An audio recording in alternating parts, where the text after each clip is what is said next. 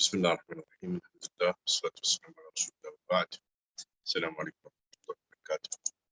Welcome to another lesson of Waraqat.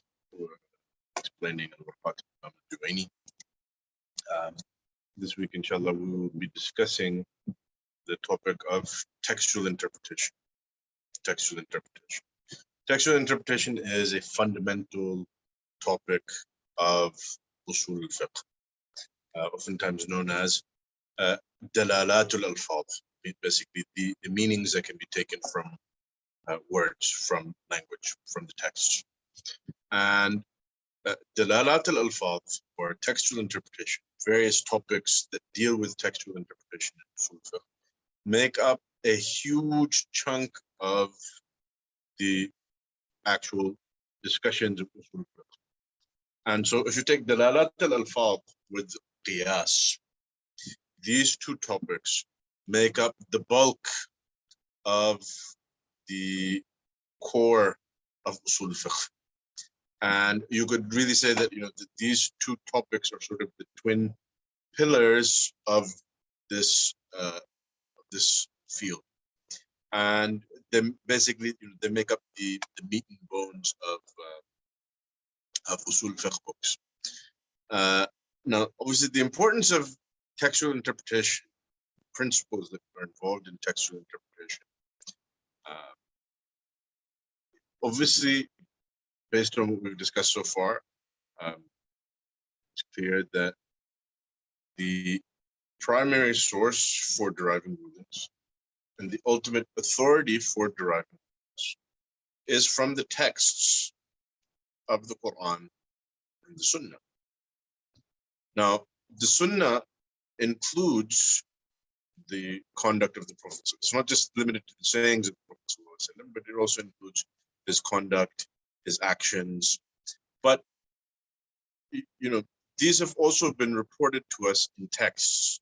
So even here, there is an element of textual interpretation that is involved. These narrations from these companions that are describing actions of the Prophet ﷺ, how are we going to interpret them? That involves looking at the language of the of these reports.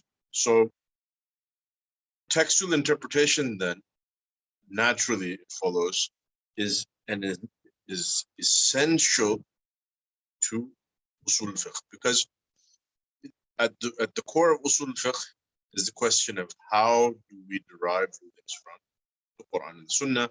Because the Quran is composed of texts, of language, Sunnah is primarily sayings of the Prophet ﷺ, and even the actions of the Prophet ﷺ have been transmitted to us in a textual fashion.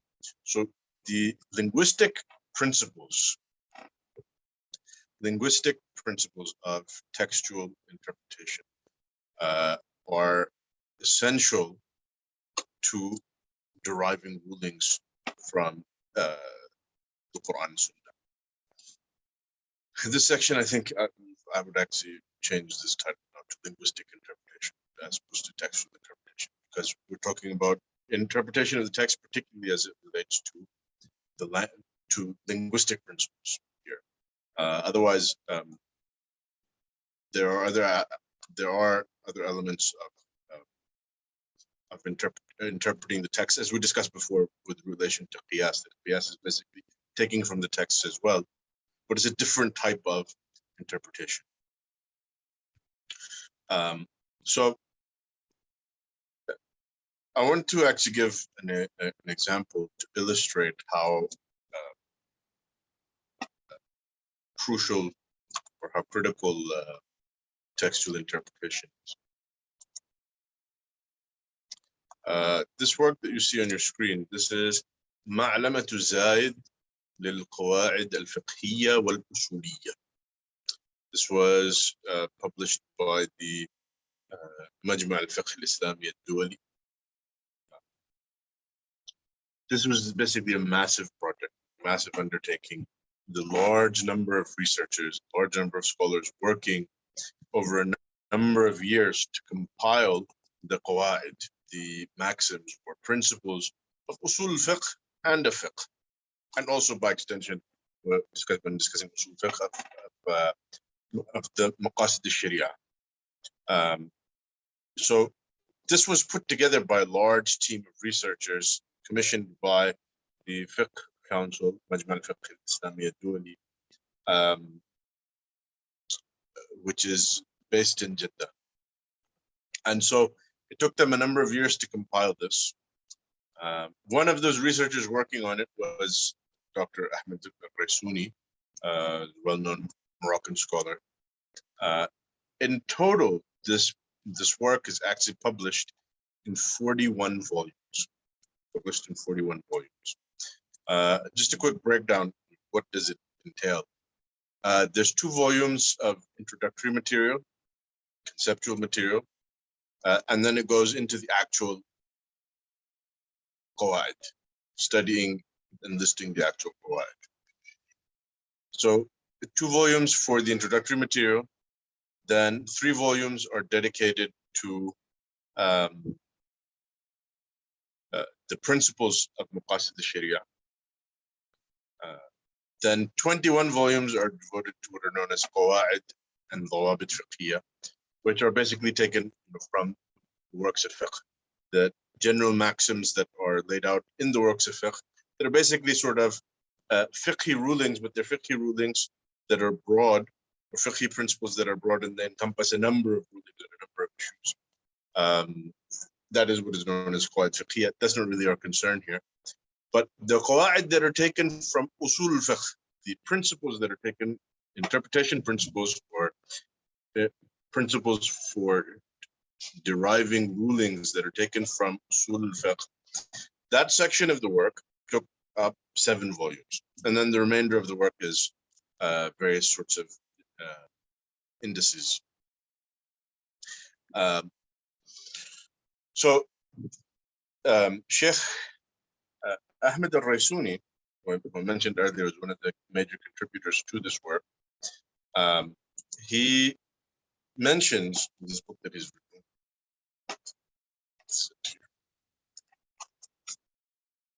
You can see on the screen, Al-Usul al-Fiqh fi Dawi al-Qasidi. In the course of a discussion in this work, where he's discussing basically sort of what are the functions and purposes of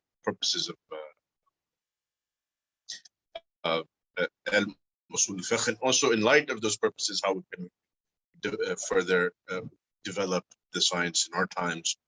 In the course of that, of one of his discussions in this work, he talks about this work, the one that we just saw, Ma'na al-Zaid, and his experience in that. So he says that when, basically the work on this book, it went through a number of stages. So the first stage was compilation. It wasn't just compilation of Qawa'id of Usul al-Fiqh, it was compilation of Qawa'id of Fiqh from the actual Fiqh books, and also Qawa'id for Maqasid al-Sharia. But talking about Usul al-Fiqh in particular, and for the purpose of that, they went through the major source works of these fields, where these Qawa'id can be expected to be found and clarified and debated and discussed and applied. So at the end of the compilation stage, they had collected about 1,000 Qawa'id, 1,000 principles for Usul al-Fiqh, for the Usul al-Fiqh section.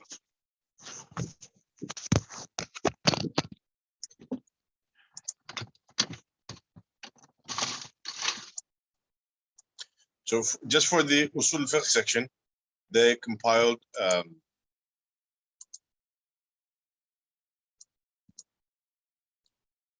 they were able to compile 1,000 Qawa'id. Then after the compilation was done came the process of revising and editing this work, and then writing up the actual entries for all of these Qawa'id in this encyclopedia that they've written. And so there's an editorial process involved. And so in this editorial process, he says that basically the researchers who were involved in the project were sort of divided into two camps. One camp wanted to keep as many of these qawa'id as possible.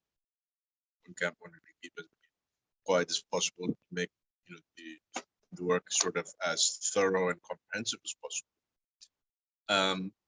And the other camp, and Sheikh al-Raysuni himself belonged to the second camp, wanted to eliminate qawa'id that they felt were weak or baseless or which have no application whatsoever, and focus on the real qawa'id that are of substance, if you like. And so in the end, they ended up with about 500 qawa'id. So they went from 1,000 qawa'id that actually compiled. Then in the process of revising these, editing these, comparing these, because sometimes you might have that, there's actually different expressions of the same qa'idah that differ from scholar to scholar, from madhab to madhab. And so in trying to refine all of that and give a refined presentation, they limited it down to 500 qawa'id. 500 qawa'id. So these are the qawa'id that are studied in the 7 volumes of this work, Ma'alim al-Zaid, that are devoted to Qawa'id Usuliyya. Of those 7 volumes, about 3 of them are related to Dalalat al-Alfadh, covering about 200 qawa'id.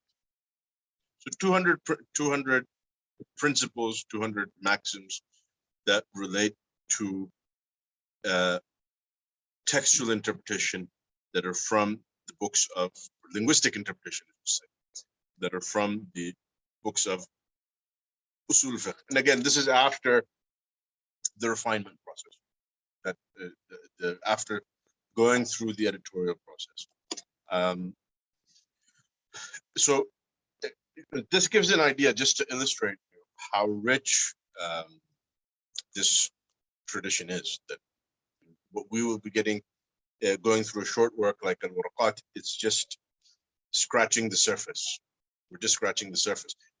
When you get into the details that underlie these topics that are covered in Usul al-Fiqh, you'll find that there's a lot of detail, there's a lot of subtlety,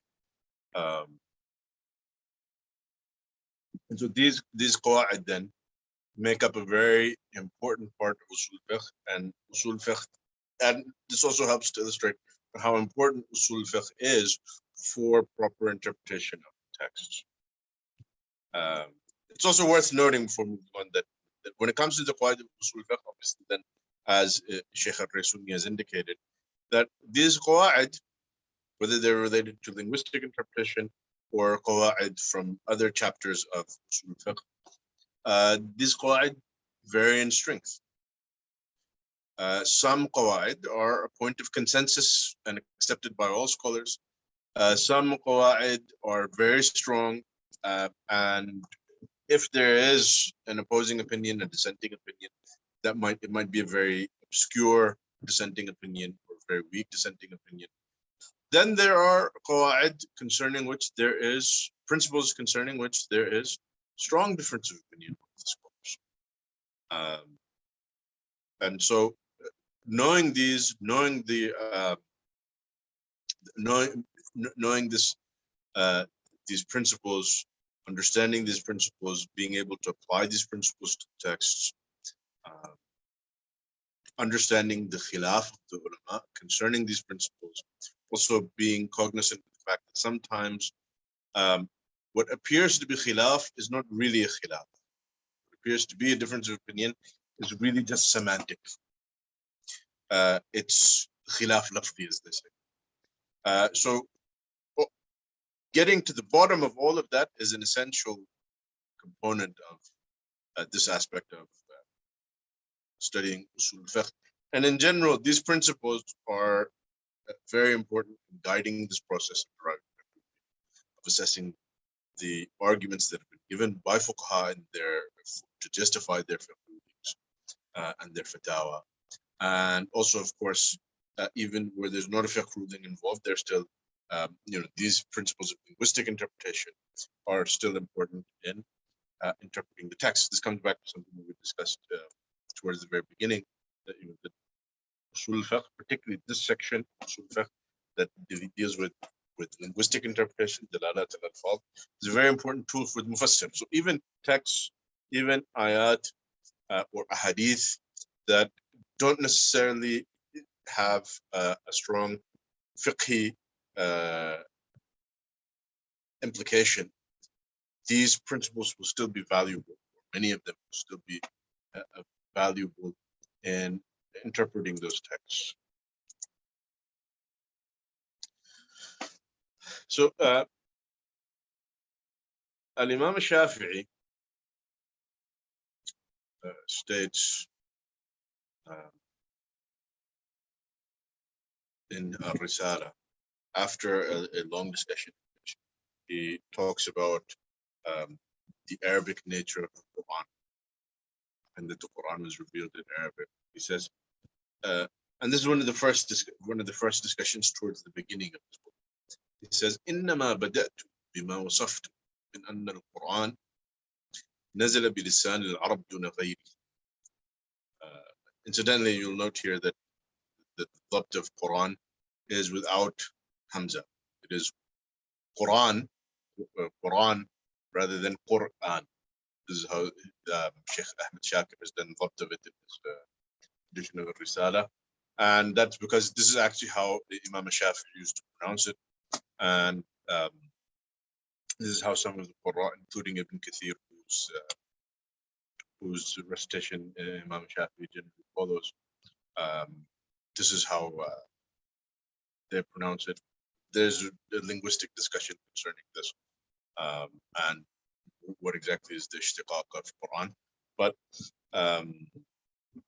suffice it to say that Imam Shafi'i is of those who read the word Quran in this fashion, Quran, rather than Qur'an with Hamza. So this is not a typo. إنما بدأت بما وصفت من أن القرآن نزل بلسان العرب دون غيره لأنه لا يعلم من إيضاح جمل علم الكتاب أحد جهل سعة لسان العرب وكثرة وجوهه وجماع معانيه وتفرقها، ومن علمه انتفت عنه الشبه التي دخلت على من جهل لسانه. So basically he says, I've only begun with what I mentioned, that the Quran was revealed in the Arabic language to the exclusion of others, meaning in نزل بلسان العرب دون غيره, the tongue of the Arabs to the exclusion of other tongues, of other languages. Only because one cannot know how to clarify, how to interpret its general passages if he is ignorant of the vastness of the Arabic language and its many facets, many aspects, and the comprehensiveness of its meanings and their distinctions. Basically means words that have multiple meanings or words that are different in meaning.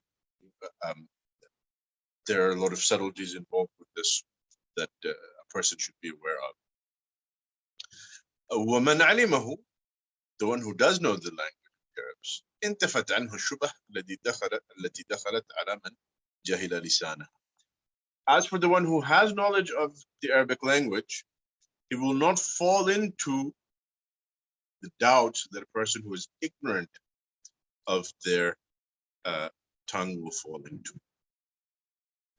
And so here, basically, Imam Shafi, what he's saying is that interpretation of the text relies on a very fundamental level on having extensive knowledge of the Arabic language and of the sorts of expressions that are used in the Arabic language, the vocabulary of the Arabic language, basically all the different aspects of study of the Arabic language.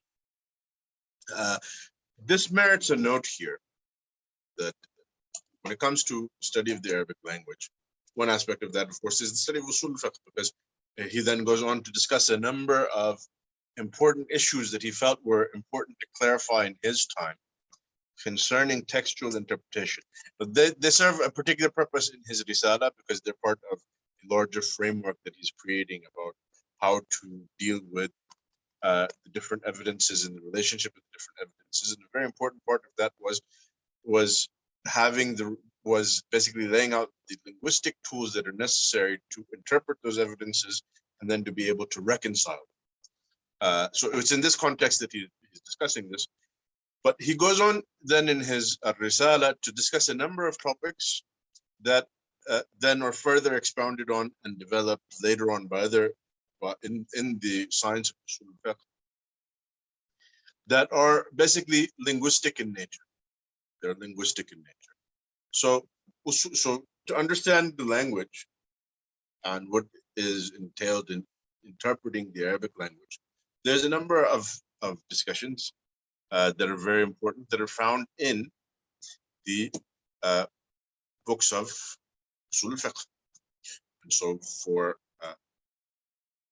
so when we speak about having extensive language of the Arabic language, functionally for us, one aspect of that is in fact the study of Usul al-Fiqh and a deep command and understanding of the Qawa'id of linguistic interpretation, principles of linguistic interpretation that come up in the books of Usul al-Fiqh. That's number one. And number two, of course, we have grammar, Arabic grammar, and nahu, also as-sarf, morphology. And this is also very important for knowing and understanding the texts and being able to interpret them and derive rulings from them. It's worth noting that oftentimes amongst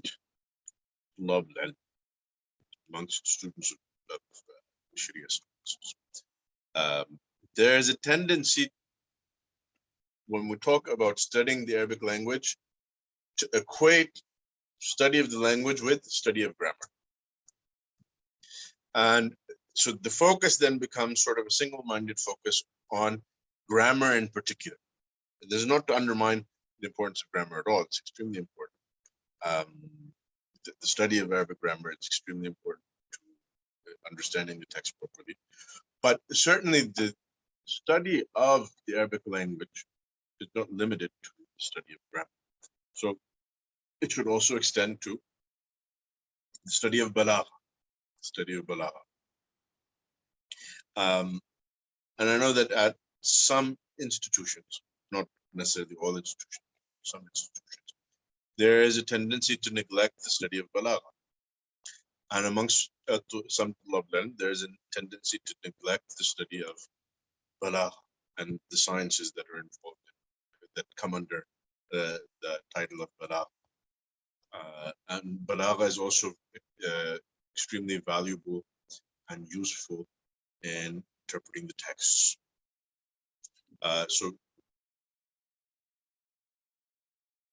for the student of the Sharia sciences in general, and in our case, we're talking particularly about those who study fiqh, having a good grounding in balagha is also important. It also is a valuable tool in your toolkit for interpreting the texts.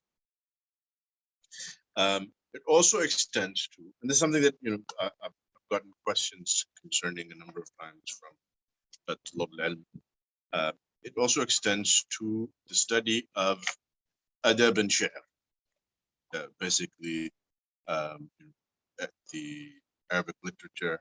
And there are various dedicated works on, particularly on what is known as adab, and that also includes shi'r, Arabic poetry, and the study of Arabic poetry is also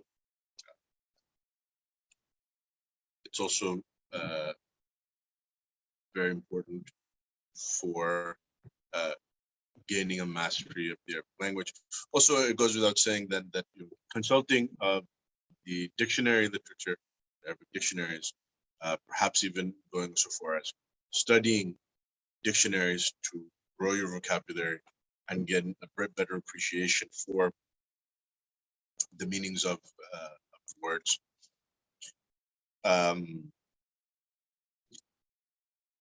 When it comes to the study of adab and the study of shi'r, a question that sometimes, and incidentally, when it comes to studying adab and studying shi'r, this is something that my own teacher, Sheikh Hatim, I have many times in his lessons and in his sittings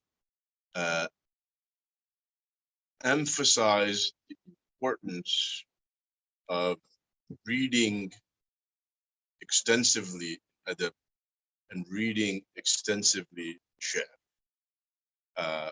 for the talib ilm, not just for its own literary value, but for talib al-ilm, the talib of the shari. And the value this has in gaining a command of the text, gaining a command of the language that enables one to better appreciate the subtle meanings of the text, to better appreciate the variety of possible opinions and different interpretations that are possible from the text. This requires a reading of adab and shi'r extensively. Certainly, it should be part of the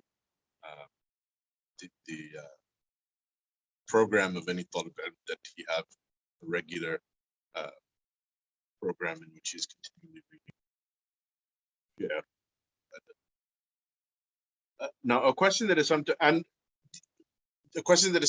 put to me concerning this particular point, and I think it's a good question and it has some merit. Some students have at times asked me, well,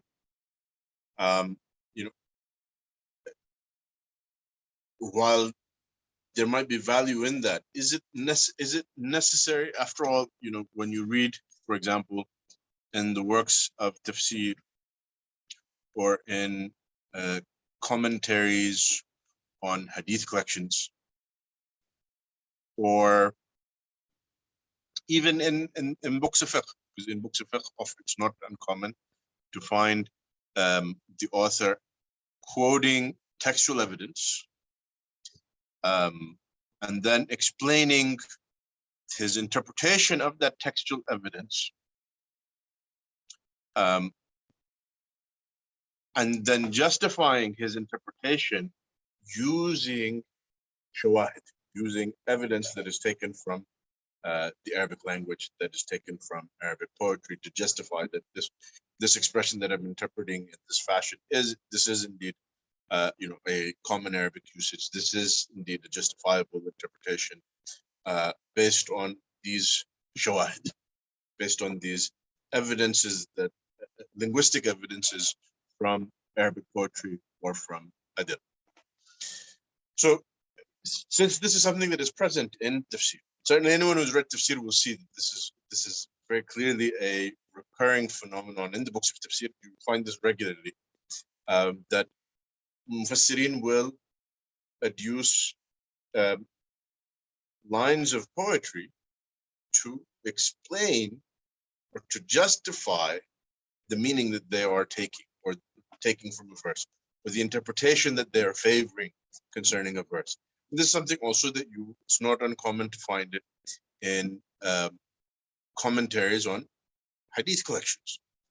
And to a lesser extent, perhaps you also see it in books of fiqh. So the question then is, given that this is there, and there is now, after 1400 years after the Prophet ﷺ, there is such a vast tafsir literature that has been, such a vast literature devoted to commentary on hadith of the Prophet ﷺ, such a vast fiqh tradition that obviously has been across the four schools of thought, and even beyond the four schools of thought, scholars like Hazm. And so across all of these different works, you have scholars producing evidence from poetry to justify, or evidence from poetry from other linguistic evidence to justify a certain interpretation, to justify or to clarify a certain interpretation. So is that not sufficient? Does that not serve the purpose of what you are saying? And so my answer to that would be yes and no. In one sense it does, and in another sense it doesn't. Basically, it's true that a student who does not spend a lot of time reading Sha'r and Adab, by extensively reading books of tafsir, or extensively reading commentaries on the Sunnah, and also coming across these extensive linguistic discussions in fiqh books and even in other genres, that much of the purpose that is filled by knowledge of poetry, that purpose will be filled by reading these discussions in these works, such that he's able to understand the texts, he's able to understand the ayat. So in the course of studying the Qur'an, he reads a tafsir, or two tafsirs, or multiple tafsirs, and in the course of reading these tafsirs, he comes across all these linguistic discussions. These linguistic discussions help him to understand the meanings of these verses, and help him to understand why these mufassirin are interpreting these verses in this way. And likewise, for commentaries on the Sunnah, likewise for linguistic discussions that are coming up in books of fiqh and across the various genres of the Sharia sciences. So in one sense, yes, this purpose is largely filled by that. And so if a person is engaging with these works, inshallah, he will be able to understand these texts. But if we're speaking about ijtihad, particularly high level of ijtihad, the ability to independently interpret the text, or to independently act as a sort of judge between the different interpretations of different scholars, and to independently reach a conclusion that this interpretation is actually stronger than this interpretation. This interpretation is stronger than this interpretation. This requires a level of deep immersion in the texts, for which you really can't take any shortcuts. And if we consider that the Sharia texts, they are the words of Allah subhanahu wa ta'ala and the words of His Prophet sallallahu alaihi wasallam. These texts are revealed or spoken in the Arabic language of the time of revelation, the time of the Prophet sallallahu alaihi wasallam. So even someone who is a native speaker of the Arabic language today doesn't necessarily have mastery of the language in which the Quran was revealed, the language in which the Prophet spoke. And as you know, and as I think we've probably discussed this before as well, The Prophet ﷺ, of course, himself was illiterate, and in the time of the Prophet ﷺ, before him, illiteracy was widespread amongst the Arabs. The Prophet ﷺ said, "Nahnu ummatun ummiyya," and the Arabs are described in the Quran as ummiyin. Ummiyin, oftentimes you see translated, the word ummi you'll see translated as illiterate, you also see it as unlettered. And so basically, the Arabs being an unlettered people, even those amongst them who were literate, meaning they were able to read and write, their reading and writing was very limited. Maybe you made a pact with someone, maybe you made a contract, and so so that ability to read and write primarily was for the purpose of writing various sorts of documents. But there was not any sort of extensive written literature of the Arabs. They had no written scripture. Obviously, they had their pagan religion. They had certain beliefs that they had passed down from generation to generation, but they didn't have a scripture. So there was no religious book. Nor were they, like the Greek civilization, for example, Greek pagans, along with their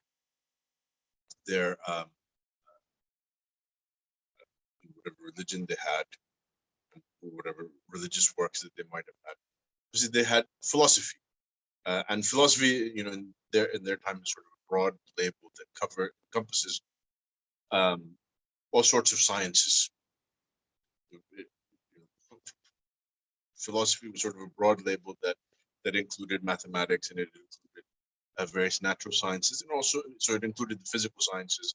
It also included the metaphysical and theological, etc., etc. So they had various science. They had a sort of a scholastic tradition and a literary tradition. This is something that the Arabs before Islam did not have. The Arabs before Islam and the time of revelation did not have. And the written culture of the Arabic language begins with the Quran. So to interpret a text, to interpret it accurately, requires an immersion in that language. And the main record that we have of the language of the revelation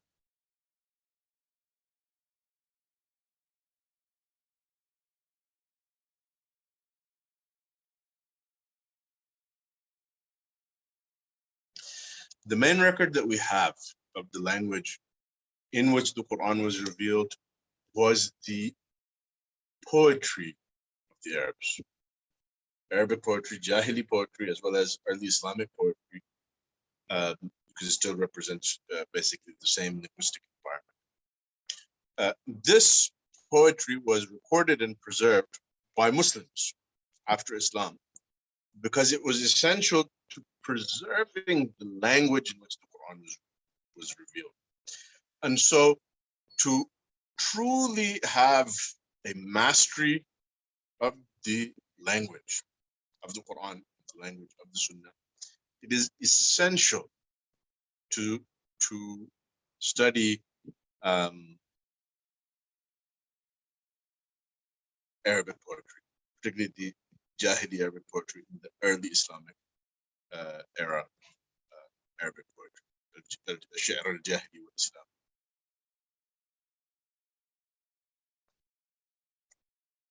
So I hope that gives an answer to that question. It's a question it's a recurring question that I get when I mention this about the importance of extensive study of the Arabic language and of Arabic literature.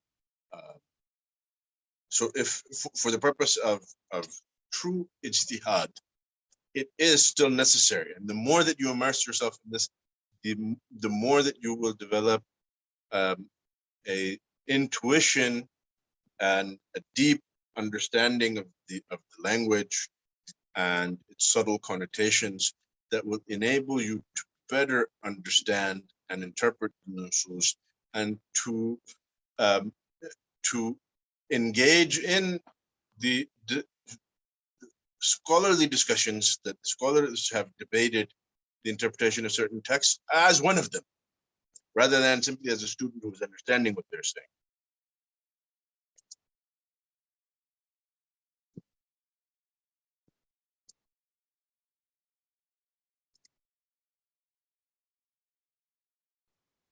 Okay, so then Imam al-Juwayni, he moves on to discuss,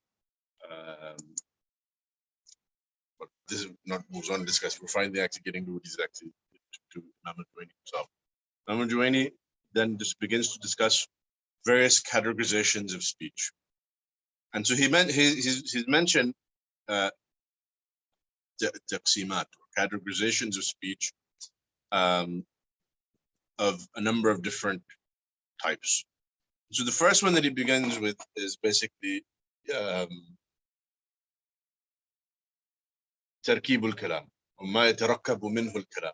Basically, what are the components of speech? What are the components of complete Arabic statements? In other words, what are its grammatical components? What are the grammatical components of proper sentences in the Arabic language? And so, there's basically, in the Arabic language, this is a little bit tricky because I know we have some people who are watching this maybe not familiar with the study of Arabic grammar, and some of you, of course, are.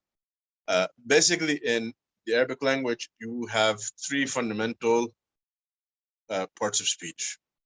You have nouns. The noun is known in Arabic as ism.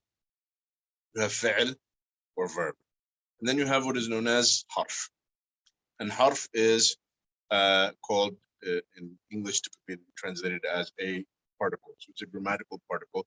And these huruf serve various grammatical functions. So the grammatical structure of sentences in Arabic is different from English. It's different from English in a couple of different ways. So Imam al-Juwayni, he says, فأما أقسام الكلام فأقل ما يتركب منه الكلام اسمان أو اسم وفعل أو فعل وحرف أو اسم وحرف. We mentioned a couple of different categories. He mentions basically 4 categories. So the first one that he mentions is isman. You can have a complete statement, complete sentence that is composed of 2 nouns. In English, this is not possible. In English, there has to be some sort of verb. But for example, in Arabic, if I say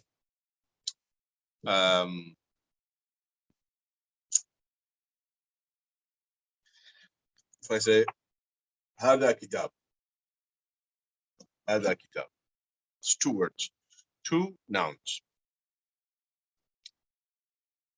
This is a book. You know that in the Arabic I use 2 nouns. هذا كتاب. And to express that same thing in English, I said this is a book. I can't say this book, nor can I say this is book. I have to say this is a book. So the grammatical structure, basically, the grammar of the Arabic language, it basically works a little bit. It works a little bit different from the English language. The next category that he mentions is ism wa fi'l. You could have a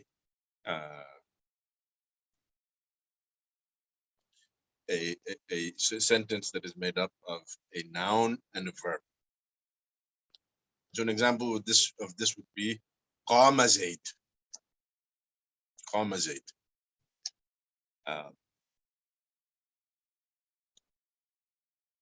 Zaid stood up, or Zaid stood. So that can work as in English as well, just 2 words. But Zaid stood.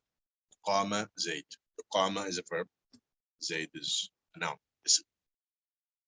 Then the next thing that he mentions is fi'l wa harf.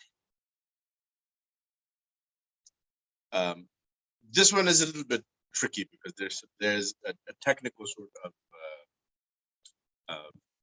difference of opinion concerning what he said here. So he says fi'l wa harf. What would be an example of fi'l wa harf? A verb with a particle. Ma qama. Or alternatively, lam yaqum. So lam is the harf, yaqum is the fi'l, the verb. Or ma qama. Ma is a harf, particle. Qama is a fi'l. Ma qama means he did not stand. Same thing with lam yaqum, he did not stand.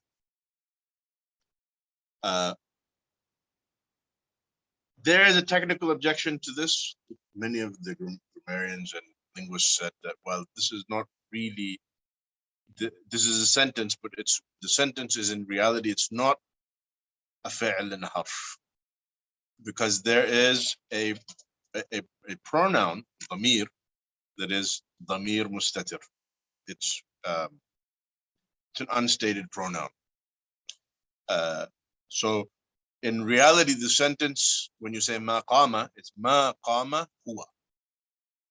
And so it's really the qama and the huwa that are essential to the sentence. So you say ma qama huwa. He did not stand. So the huwa is he. And so they say when you say qama, ma qama, the huwa is understood. Basically, it's understood. And so it's an essential component of the sentence, even though it's not stated. So, this is sort of a technical objection to what he's mentioned here. So this is his third category, and there is a sort of a technical objection to this one. This fourth category that he mentioned is ism wa harf. Ism wa harf.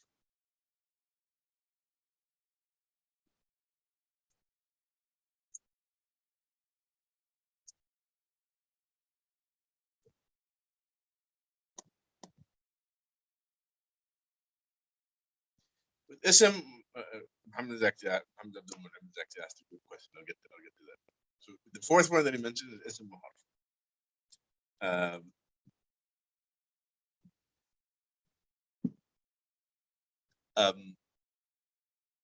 So ism wa harf, an example for ism wa harf, a noun with a particle, is ya Zayd or Zayd.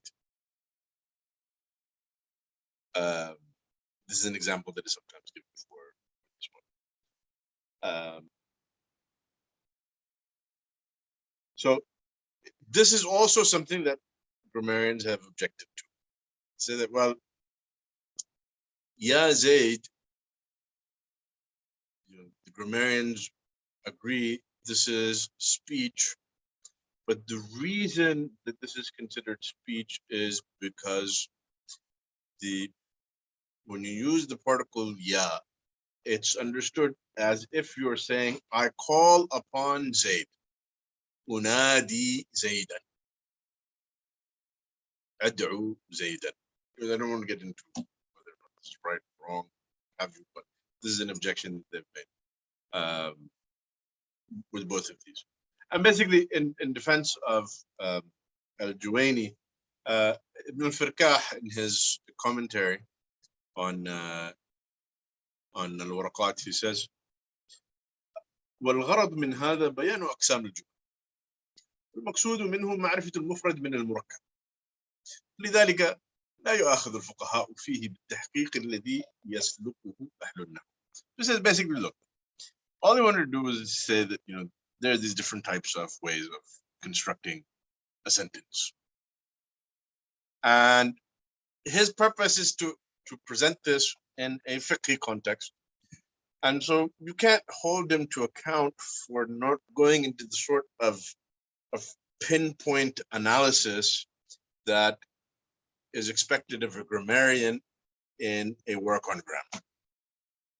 And in case, it's up to you to decide how compelling a defense that you think that is. I mean, I don't think it's a big problem. I think it's reasonable. I think it's reasonable what he's done. However, Muhammad Abdul Munim makes a good point. He says, well, if ma qama was a valid complete sentence, wouldn't that mean having one fi'l, such as qama, would suffice as well? If qama, he stood. You can say ma qama huwa. Say qama huwa. That's a sentence. It is a sentence. He stood. So qama then is a sentence. I think the response to that would be, and this is a sort of a silly response, but if we're going to respond, the response to that would be, he said, أقل ما يتركب منه الكلام. يتركب means you're making, composing from multiple parts. That's one word. So it's not. There's no tarkib here. But it's actually a legitimate objection. If you said that here, then why not? Why not say that? Well, you could have one word as well. So it is actually sort of a conundrum here, but it's not that important for a purpose here, except that he wanted us to understand that that you have these different sorts of sentences. The last point that I'll make, and we'll wrap up for this week, and we'll continue with our discussion. The other categorizations that he has made from next week. He says that it's basically that these grammatical parts of speech, ism, fi'l, harf, knowing these, knowing how they work, knowing how they function, knowing the rules that govern them, has an important understanding on our, it has an important impact on our understanding the text. To understand the text properly, you need to be familiar with them, you need to be familiar with the rules that govern them. And the bulk of that discussion is actually covered in ilm al-Nahw. So obviously you can see then why the study of Arabic grammar is important. And then there are certain discussions that are relevant to this that are covered in Usul al-Fiqh. So, for example, Sheikh Abdullah al-Fawzan in his commentary on al-Waraqat here, he mentions that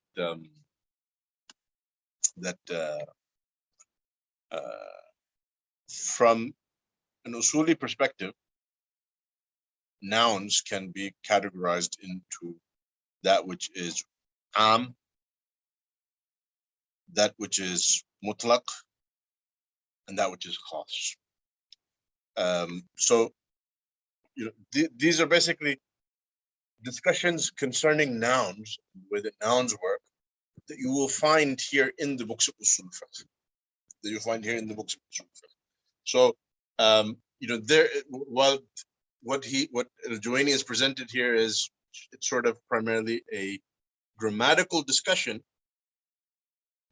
it does have relevance to discussions that come up particularly in the books of Usul Fiqh, linguistic discussions that were discussed by the Usuliyin rather than by the Nuhat per se.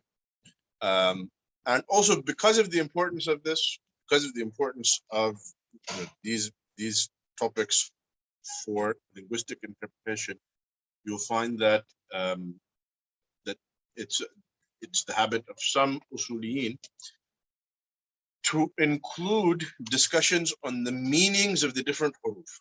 What are the different meanings? So basically making a list of huruf and discussing what are the meanings for which these huruf have been used.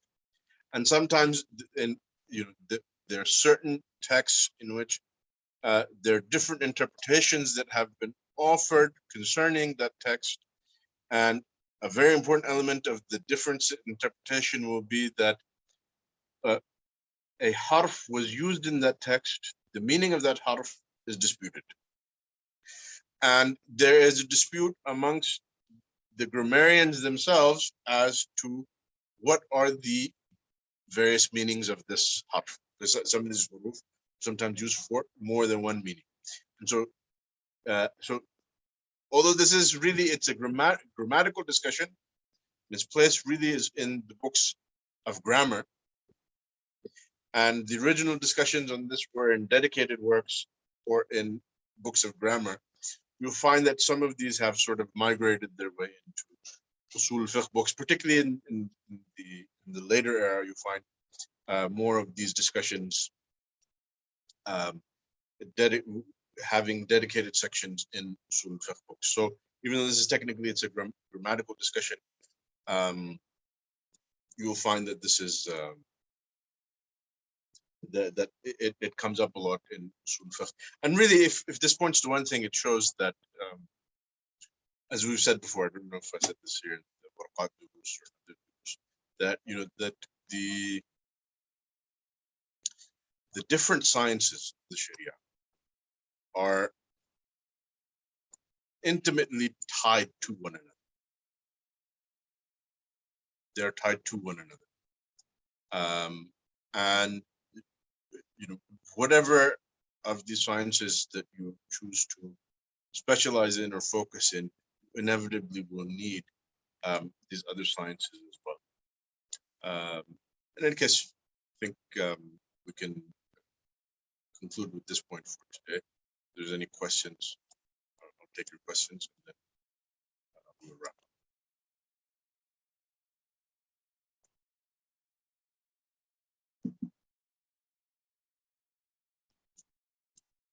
Okay.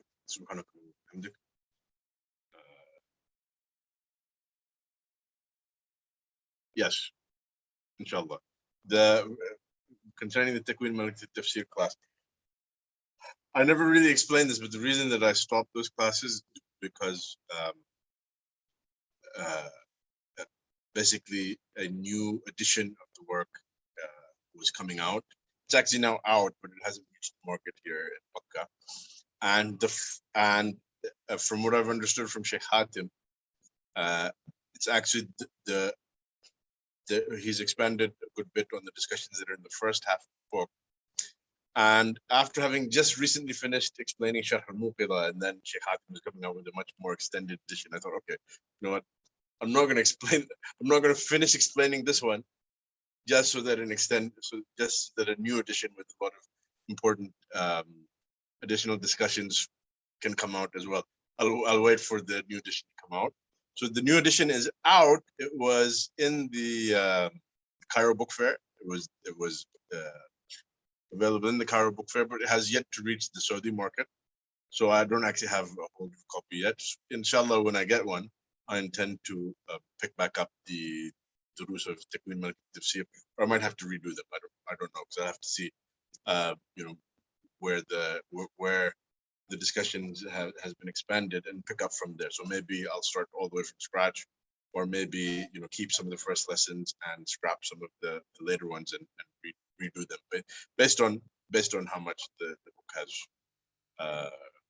has changed. So, but my intention is to continue the lessons that I was doing on Takwin Malakat al-Tafsir by Sheikh Hatim. But I'm just at this point in time, I'm just waiting for